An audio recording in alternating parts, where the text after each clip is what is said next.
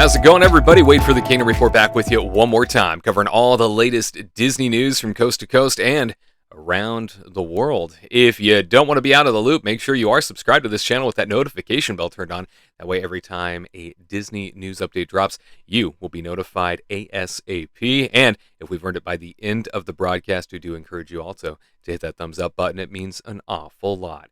Today, starting with news out of Disney corporate, the handling of the Florida legislation response by the Walt Disney Company and Disney CEO Bob Chapek continues to bring jeers and criticism from both sides of the aisle. Today, sfgate.com is reporting that California Governor Gavin Newsom is calling on Disney to undo plans to relocate approximately 2,000 employees from California to Florida over a recent bill passed by the latter state's legislator.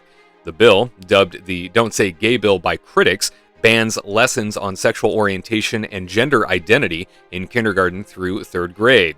Supporters of the bill bristle at the Don't Say Gay characterization, noting that the curriculum ban applies only to younger age groups and arguing that the bill does not bar discussion of LGBT issues should they come up in a manner not tied to official curriculum. However, critics point out that the bill also empowers parents to bring lawsuits over content that is considered not age-appropriate or developmentally appropriate for students at any grade level, which is vague enough language that the bill could have a general chilling effect on discussion of LGBT issues. Quote, "We know that LGBTQ youth already face higher risk for bullying, depression, and suicide, and this bill will only add to stigma that fuels these disparities," Trevor Project CEO and Executive Director Amit Haley said of the legislation. In response to the controversy over the proposed law, Disney CEO Bob Chapek called Governor Ron DeSantis to voice his opposition, and the company later announced it will halt all donations to Florida politicians. Over the weekend, Newsom shared an article on company employees wanting Chapek to take a harder line against Florida. Quote, "Disney, the door is open to bring those jobs back to California, the state that actually represents the values of your workers," Newsom tweeted in reference to Disney relocating 2,000 workers from California offices to a new Disney campus being built in Orlando. The move began in July 2021 and is slated to take place over the course of 18 months. DeSantis press secretary Christina Pushaw told SFGate that the relocation did not come up in DeSantis' call with Chapek. Quote, "I do not know if the CEO of Disney agrees with Governor Newsom's assertion that the values of Disney workers include instruction on sexuality and gender theory in grades K through 3, she wrote in an email, saying, "I think it's more likely that more Disney workers, no matter their identity or orientation, support parental rights and child safeguarding." Even if Mr. Chapek wants to take Governor Newsom up on his offer to bring those 2,000 jobs back to California, that will not change Governor DeSantis' position in any way, close quote. DeSantis and Newsom have repeatedly taken swipes at each other over the COVID-19 pandemic and other hot-button issues. When Disney first announced that 2,000 employees would relocate from California to Florida, Chairman of Disney Parks Experiences and Products Josh D'Amaro said the decision was made in large part because of Florida's lack of state income tax and lower cost of living. Again, a big thank you to sfgate.com for those words. From there, we turn to blogmickey.com as they report that a new website, whereischapek.com, claims to be put together by the Walt Disney Company's LGBTQIA+ community and their allies. The website is an organizing ground for planned walkouts across various lines of business over what it claims is the company's apathy in the face of the bigoted Don't Say Gay bill put forth by the Florida state legislator, close quote. Starting today, the website organizers are planning a series of small walkouts that will, they hope, culminate in a full-stage walkout on Tuesday, March 22nd. A full schedule of the walkout plans is available on the website. Once again, thanks to blogmickey.com for raising that story.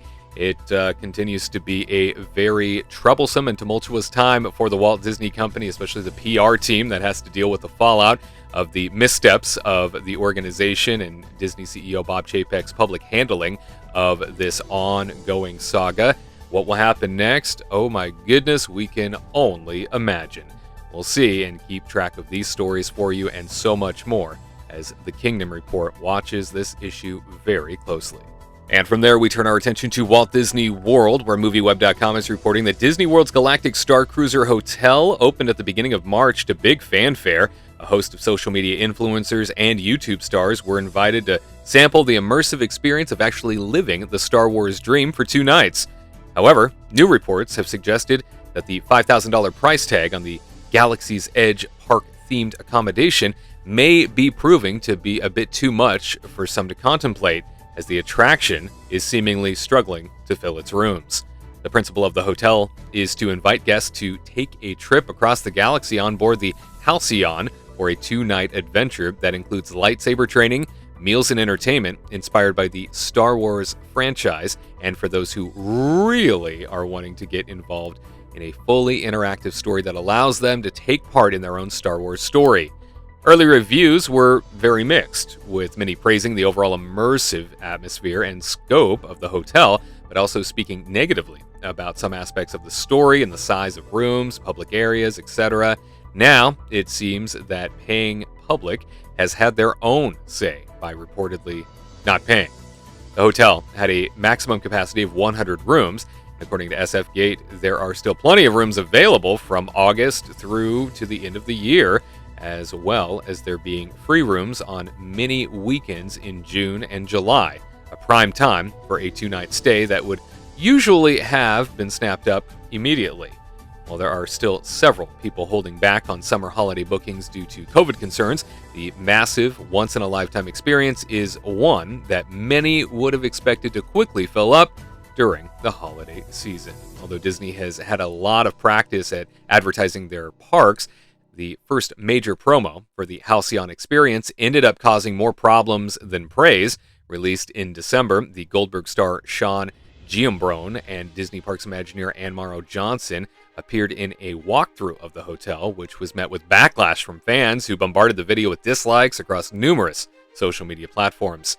Their gripes ranged from the use of a non-Star Wars actor in the promotion to, more importantly, many complaints about the quality and size of the hotel compared to the previously released concept art. Are you someone that has plans to drop a few grand on this Star Wars Galactic Star Cruiser hotel experience? As always, we're looking for anyone that has experienced this so far to share their thoughts with us in our comments, and please let us know if you thought it was worth it.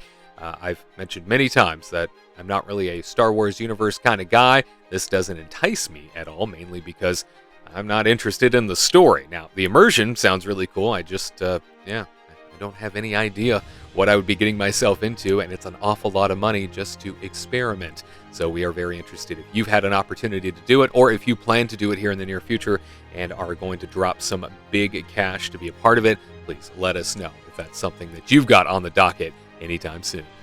And finally, Theme Park Insider is reporting that Disney is proposing to add a new Disney Vacation Club building at Walt Disney World's Polynesian Village Resort. The DVC expansion will include an undisclosed number of villas for DVC owners and guests, as well as new recreation offerings and dining options, according to Disney.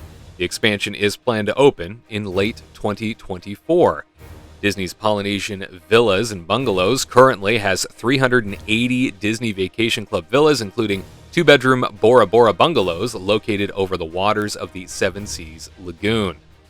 This, of course, comes at a cost, as Disney's Spirit of Aloha Polynesian Village dinner celebration, the big dinner show on the beaches of the Seven Seas Lagoon, is closing permanently to make way for this expansion.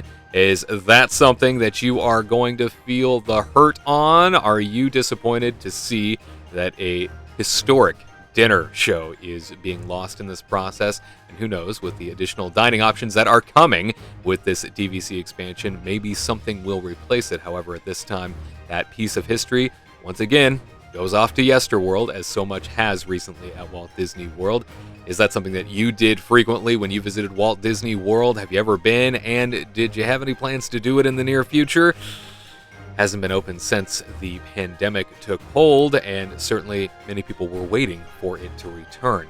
We wish the cast and crew all the best of Disney's Spirit of Aloha dinner show.